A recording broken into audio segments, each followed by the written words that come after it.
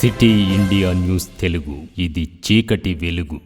Welcome to city India news. రాష్ట్రంలో అర్హులైన వారు ఎక్కడ ఉన్నవారికి సంక్షేమ పథకాలు పూర్తి స్థాయిలో అందించేందుకే తెలంగాణ ఫ్యామిలీ డిజిటల్ కార్డుకు తెలంగాణ రాష్ట్ర ప్రభుత్వం ఈరోజు శ్రీకారం చుట్టినట్లు మహబూబ్ నగర్ ఎమ్మెల్యే ఎన్ఎం శ్రీనివాసరెడ్డి చెప్పారు. One family one digital card survey కార్యక్రమాన్ని మహబూబ్ నగర్ మున్సిపాలిటీ పరిధిలోని సద్దలగుండు 37వ వార్డులో ఆయన ప్రారంభించి మాట్లాడారు. పైలట్ ప్రాజెక్టుగా మహబూబ్ నగర్ మున్సిపాలిటీలోని సద్దలగుండును ఎంపిక చెందినట్లుగా ఆయన చెప్పారు. ఈ రోజు నుంచి వచ్చే 5 రోజుల పాటుగా అధికారులు ఇంటింటికి వచ్చి ప్రజల యొక్క సమాచారం సేకరించి పూర్తి సమాచారాన్ని నిక్షిప్తం చేస్తామని, ప్రభుత్వం అందించే ప్రతి సంక్షేమ పథకం నిజమైన లబ్ధిదారులకు అందించేందుకు ఈ కార్డు ఉపయోగపడుతుందని ఆయన అన్నారు. ఆరోగ్యశ్రీ, రైతు రుణమాఫీ, రైతు బంధు, రేషన్ సరుకులు, పెన్షన్ ఇలా ఎన్నో ప్రభుత్వ సంక్షేమ పథకాలు అర్హులైన నిరుపేదలకి అందించే ఉద్దేశంతో ఈ సర్వే చేస్తున్నామని ఆయన చెప్పారు.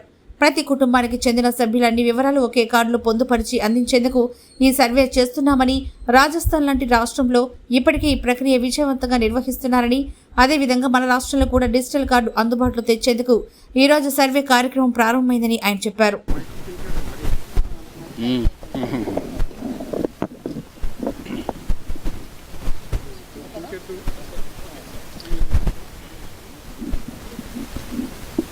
తెలంగాణ ఫ్యామిలీ డిజిటల్ కార్డు ఈ రాష్ట్ర వ్యాప్త కార్యక్రమంలో భాగంగా ఈరోజు మహబూబ్ నగర్ పట్టణంలో 37 వార్డులో ఈ కార్యక్రమాన్ని మొదలుపెట్టుకున్నాం.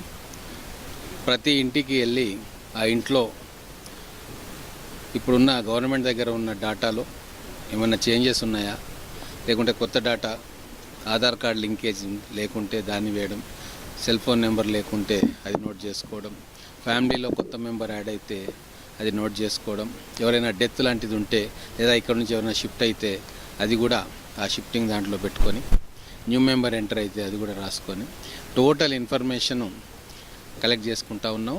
దీని ఉద్దేశం ఏంటి అంటే రకరకాల సంక్షేమ పథకాల్లో ఫ్యామిలీ యూనిట్గా మనము రాబోయే రోజుల్లో సంక్షేమ పథకాలు ఇవ్వబోతూ ఉన్నాం. ఒక కుటుంబం ప్రభుత్వం కార్యక్రమాలకు అర్హులా కాదా అందించడానికి ఈ ఫ్యామిలీ డిజిటల్ కార్డు ఉపయోగపడుతుంది. గతంలో అనేక అవకతవకలు జరిగినాయి, అనేక కుంభకోణాలు జరిగినాయి. రేషన్ బియ్యం మొత్తం కూడా ప్రభుత్వం నుంచి తీసుకొని పక్కదారి పడతాం.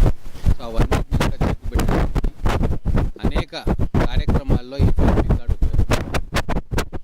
అందుకే గవర్నమెంట్ అన్నీ ఆలోచించి మిగతా 2-3 రాష్ట్రాల్లో ఇవి జరుగుతూ ఉంది. దాన్ని స్టడీ చేసి రాజస్థాన్ లాంటి ప్రాంతాల్లో మన బృందాలు పోయి స్టడీ చేసి వచ్చి మన ప్రాంతానికి దాన్ని ఎట్లా అన్వయించుకోవాలో చూసుకొని ఈరోజు ఒక పక్క ప్రణాళికతోటి ఒక పైలట్ ప్రాజెక్ట్ చేస్తూ ఉన్నాం.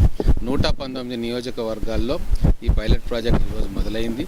5 రోజుల పాటు ఈ పైలట్ ప్రాజెక్ట్ జరుగుతుంది. 5 రోజుల్లో మొత్తం డేటా సేకరించి మళ్ళీ దాన్ని స్టడీ చేసి ఏమన్నా పొరపాట్లు ఉంటే సరిదిద్దుకొని రాష్ట్ర వ్యాప్తంగా ఈ ప్రాజెక్టును త్వరలోనే ఇంప్లిమెంట్ చేస్తాం.